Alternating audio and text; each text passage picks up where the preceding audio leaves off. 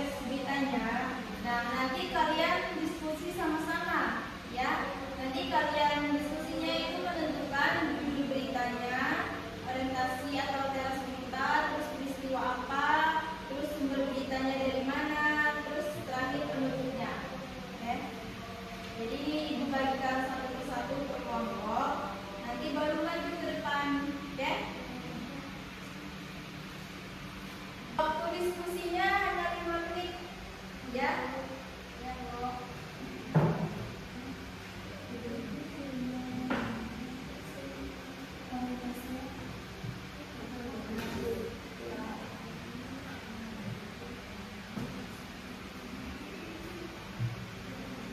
Diskusinya sudah.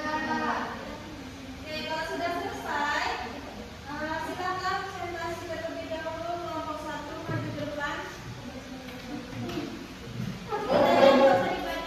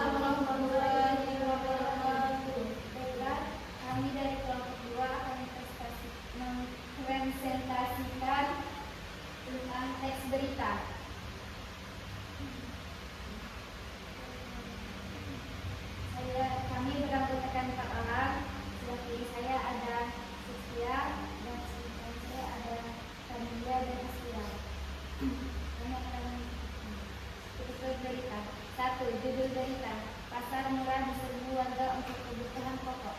Fungsi menjelaskan isi berita dan menarik perhatian pembaca. 2. Orientasi atau kelas berita. Tanggal 6 Mei 2026. Kegiatan pasar murah yang diadakan oleh pemerintah kota di lapangan Kertapati mendapat antusias tinggi dari masyarakat. Fungsi memberikan gambaran awal mengenai peristiwa yang terjadi. 3. Peristiwa atau isi berita. Bagian ini menjelaskan rincian peristiwa seperti warga memadati lokasi pasar murah, jenis kebutuhan pokok yang dijual, tujuan diadakannya kegiatan, dampak bagi masyarakat. 4. Berita. Harganya lebih murah dibandingkan di pasar, jadi kami sangat terbantu. Fungsi berita mendapat akan kesaksian dari narasumber. Yang kelima, penutup. Pemerintahan kota menyampaikan bahwa kegiatan pasar murah akan terus dilakukan di beberapa wilayah lain. Fungsi menutup berita dengan informasi tambahan atau rencana selanjutnya. Kami